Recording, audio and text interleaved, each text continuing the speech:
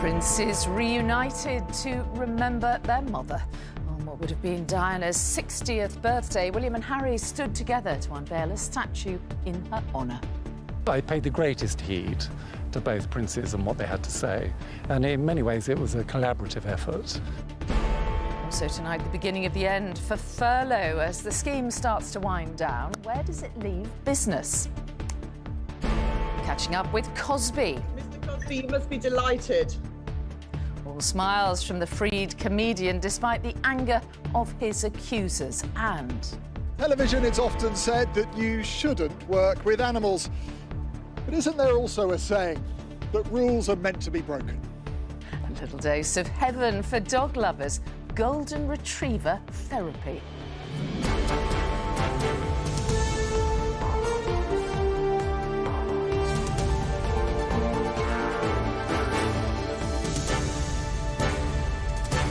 This is the ITV Evening News with Mary Nightingale. Good evening. Princes William and Harry put their differences aside today as they stood side by side to remember their late mother. They unveiled a statue of Princess Diana in the garden of Kensington Palace, her former home, on what would have been her 60th birthday. In a joint tribute, they said every day they wished that she was still with us. Our royal editor Chris Shipp reports from the palace on how the brothers were brought together again by love. Despite everything these brothers have been through in the last 18 months, they have over the last 24 years carried the same burden, one of grief and a life from which their mother was sorely missing. So with Princess Diana's sisters and her brother joining William and Harry in Kensington Palace this afternoon, it was a deliberately small family gathering as the two princes stepped up to the green cloth and unveiled the statue of their late mother.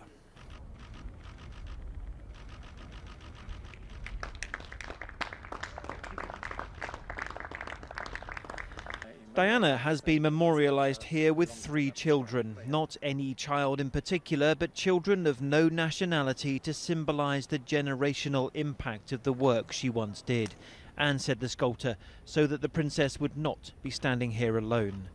Both her sons worked alongside the man in charge, so this was as much their statue as it was his. I paid the greatest heed to both princes and what they had to say. They described their mother, and in many ways, you know, there are private moments and stuff that were related. One certainly got the feeling that she was an enormous sense of fun and playing jokes. And, you know, that helped to create a person.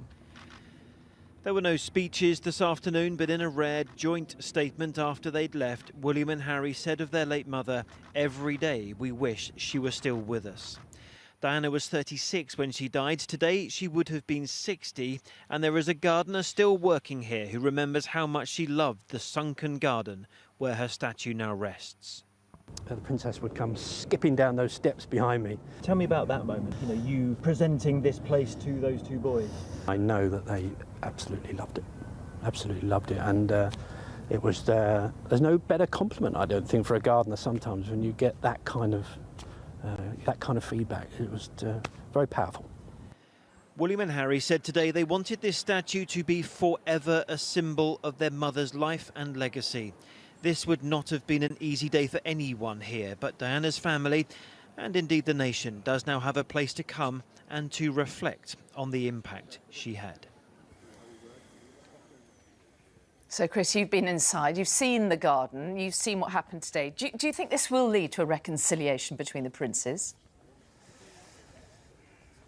Mary, I think it's probably worth stressing from the outset just how much William and Harry wanted this to be as small and as intimate an event as it was possible to be. And to that end, there were no speeches, no members of the public were in there. Even the media arrangements to allow us to report on it were kept to an absolute minimum. So perhaps, you know, for them, this could be, you know, a moment for themselves, for the family, rather than for the nation.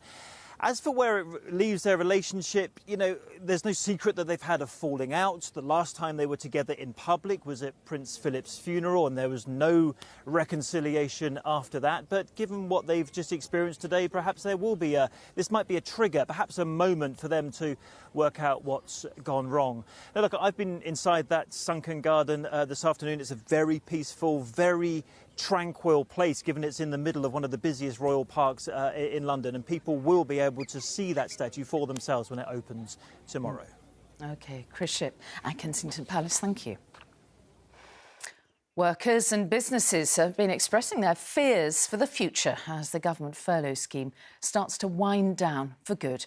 More than 1.5 million workers are still getting the support, and now companies are being asked to step up. But many say they can't help as they still can't reopen. Here's our business editor, Joel Hills. There hasn't been any dancing at Bar Fibre in Leeds for 15 months. Nightclubs remain in lockdown. The owner here has 46 staff on furlough. The tapering of financial support is a problem. We've got a pot with no money in, and we're asked now to give 10% towards the contribution of people's furlough, and that's going to turn into 20%. And if we do that, then the problem that we have is that we either borrow money to do that and get into more debt, or we have to let people go. You know, for the government not to give us support at this very last hurdle of where we're at, it doesn't seem right. It just seems ludicrous. Around 1.6 million workers are still supported by the furlough scheme. Originally, 80% of their salary was paid by government. From today, that drops to 70%, with employers asked to pay 10%. Those contributions change again in August, with the job retention scheme closing completely at the end of September. I think this is the right balance. I think as we open up the economy in a couple of weeks, we've got to be prepared to go back to normal economic life, which means that employers have a responsibility to pay their employees. Which is fine if it is business as usual, but across the travel industry it isn't. Airports and airlines employ 1.5 million people. 500,000 are furloughed. And the industry says if the scheme isn't extended, difficult decisions lie ahead. If we do not have this kind of support, then businesses will have to start taking decisions about reducing their numbers of staff. And that's not a position that we want to be in. How soon do you need the help? We need an indication of the help within the next few weeks, certainly by the end of July. The furlough scheme has been incredibly successful. Unemployment has risen, but on nothing like the scale that was feared. Not everyone on furlough will find that they have jobs to return to, but all the evidence suggests that the economy is bouncing back strongly. Vacancies have returned to pre-crisis levels. So look, Joel, there is a problem here, isn't there? Some furloughed people won't have jobs soon, but in other areas there are real shortages of workers. So what's to be done? Yeah, look, haulage firms have been reporting a shortage of HGV drivers that's been getting worse since April. The industry says there's between 75,000 and 100,000 vacancies, Mary, that are unfilled, partly due to COVID, partly due to Brexit. A lot of EU nationals who held the licences have returned to their home nations during the pandemic and simply haven't come back and haven't been able to. The situation's quite serious. The food industry's told the government it urgently needs to intervene. On Monday, at a meeting at DEFRA, I'm told that Morrison, Sainsbury's, Marks and Spencer said their supply chains are under immense pressure.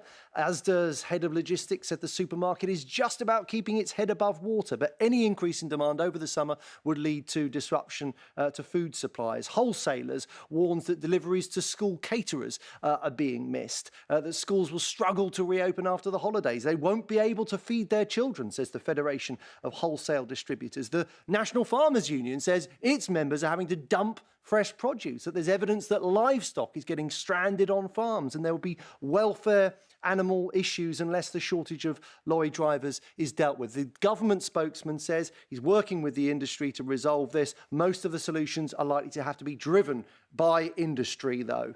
OK, Joel, thank you. And the latest coronavirus figures are a reminder, in case we needed, of just how far we are from an end to the pandemic. In the past 24 hours, there have been almost 28,000 new infections across the UK. Of those, more than 4,000 were in Scotland, and that's the first time it's passed that figure since mass testing began. And in the past 7 days, the number of UK cases has risen by almost 72%. Now, Italy's ambassador to the UK has warned England fans not to travel to Rome for their team's quarter-final against Ukraine. The country has toughened its rules about anyone going to the match who's come from Britain. But ITV News has heard from one England fan who is determined to be there, as Dan Rivers reports. The Eternal City is preparing for a match which may go down forever among England fans as the one that got away. Despite this being a crucial quarter-final against Ukraine, only the lucky few will make it on Saturday, as the Italian authorities have warned England fans not to travel. Today, the message from the Italian ambassador to London was simple and stark. We have upgraded also, all the checks at the different borders. So my message is follow the match here in the UK or wherever you are, but not go to Italy unless you already happen to be in Italy for other reasons. But some fans, like CJ, who doesn't want to give his full name, are determined to travel to Rome. He and his friends have spent the last decade raising money for charity with their English Bull Terrier mascot and are determined they won't miss out on this game. We've gone to every game, not missed a game for 25 years. We've done the dog with the Buster thing, the charity thing for 10 years. We've been all over the world, 6-7 World Cups we've been to, European Championships.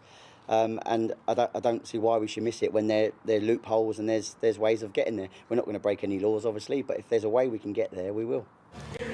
The FA has released footage of the England team showing off their passing skills in a rather different context before they fly to Rome.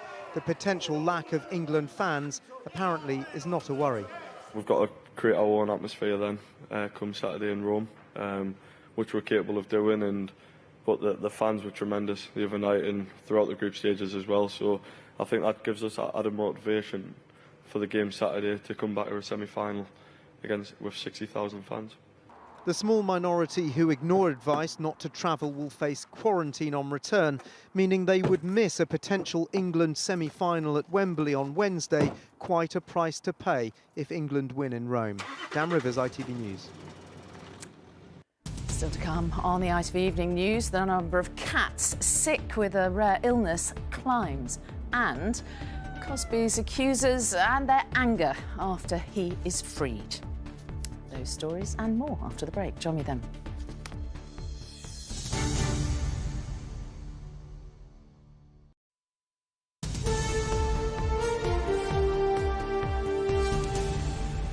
Hello again, welcome back. ITV News has learned that the number of cats who've died from a rare and unexplained illness is still rising. Hundreds have now lost their lives, and officials have told us they've extended their investigation into possible causes.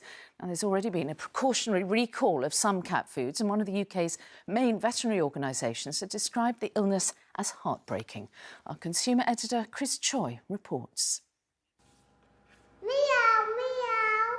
The Haisler family lost their 2 kittens to a disease causing heartbreak across the country. Max used to come in my bed at night when I was reading my book, and Bea did as well sometimes.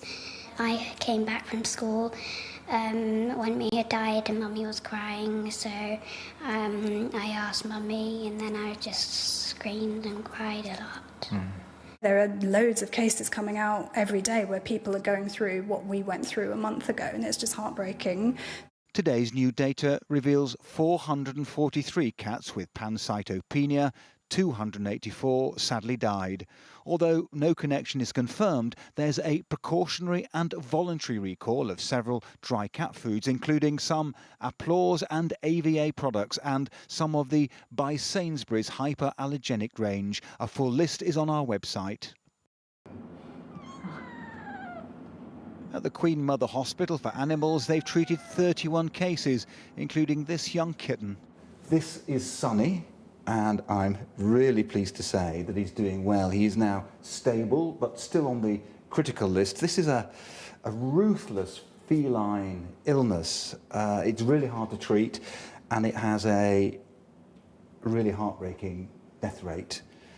The cat food manufacturer says it's fully cooperating with official investigations. Here, they've seen a dismal 64% fatality rate for cats with pancytopenia. It is really heartbreaking to see these cats coming in especially initially where we really didn't know yet what was going on, and especially the fact that we saw cats coming from the same household, we saw very young cats coming, siblings coming in, so this is really heartbreaking. Normally, vets might expect a case a year. Now they're seeing hundreds, and officials still can't confirm the cause. Against the odds, Panther is recovering, but the family's other much-loved cat, Cheetah, died despite £10,000 in veterinary care. And it's they managed to get him back, but we just said just let him go because it's cruel. So we had to say goodbye to him then. Now, many who've lost pets they loved like these want to warn owners to check their cat food has not been recalled. Chris Choi, ITV News. Britney Spears says she will not work again for as long as her father remains in control of her career. The singer's request for Jamie Spears to be removed from his powerful position over her estate was turned down by a Los Angeles judge. That's despite Britney telling the court that the so-called conservatorship was abusive. Staying in the States, and Bill Cosby has given his reaction to ITV News after his sexual assault conviction was overturned and he was freed from jail. The 83-year-old had served more than 2 years of an up to 10-year sentence. The controversial decision by Pennsylvania's High Court was met with anger and outrage by his alleged victims and their supporters. Here's our US correspondent, Emma Murphy.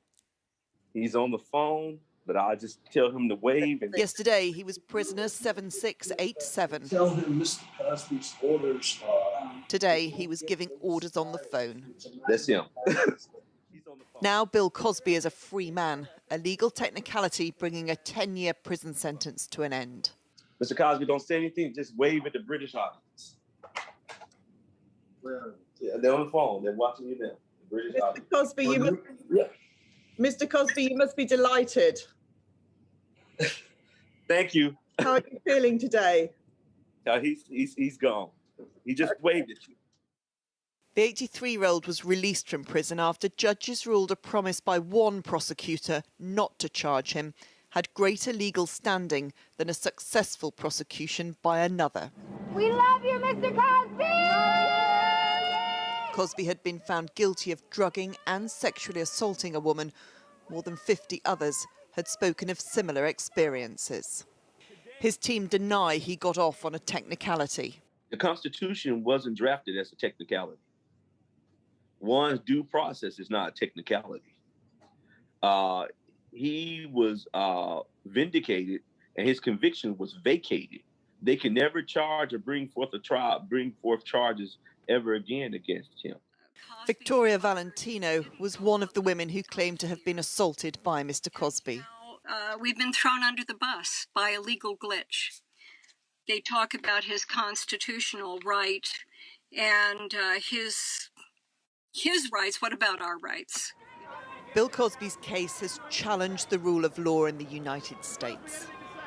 But it has also highlighted that the execution of that law and the delivery of justice can mean very different things to different people. Emma Murphy, ITV News in the United States. Britain's Mark Cavendish has won another incredible stage of the Tour de France. The 36-year-old sprinter, seen here in the green jersey, made a perfect finish at Châteauroux. It's all the more special as he never thought he'd get to race the event again. It brings Cavendish's career tally to 32, closing in on Eddie Merckx's all-time record of 34 stage victories. And finally tonight, whilst many businesses have been suffering during the pandemic, one in Somerset has gone from strength to strength. The Golden Retriever experience has benefited from a surge of people needing hugs and contact with animals. And as our correspondent Rupert Evelyn reports, there's no shortage of those wanting a canine cuddle. This is no ordinary pack of dogs, but what they call a super pack. 28 Golden Retrievers tucking into treats. Although the real treat is perhaps for those who pay to see them. If you're in a calm mood, they'll be in a calm mood. If you want to get up and play, then they'll get up and play. So they're just perfect, really. We've been here for 3 hours, coming up to now, and it's flown by. I wouldn't guess it's been 3 hours. It's just like happiness. Dogs are just so happy, and especially if you don't have one, just to have 28 running at you at the same time. It's just amazing. The Golden Retriever experience evolved by chance. The number of dogs in the family grew to such a scale that friends wanted to visit just to see them.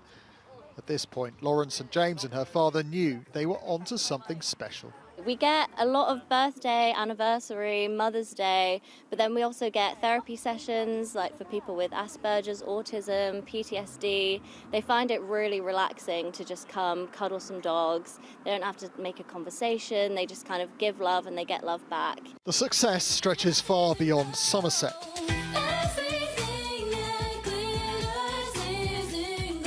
Lauren has added her own music to their social media posts, and along with the visitors' videos, best date idea ever. Demand is booming. In television, it's often said that you shouldn't work with animals. But isn't there also a saying that rules are meant to be broken? Perhaps it's because they're so well trained that they're easy to work with. Or maybe it's just down to their nature. Whatever it is, time with these retrievers is well spent. And after all that exercise, also a little tiring. Rupert Evelyn, ITV News, Somerset. Oh, how lovely. That's it for now. Tom's here at 10 from me and all the team. Bye-bye.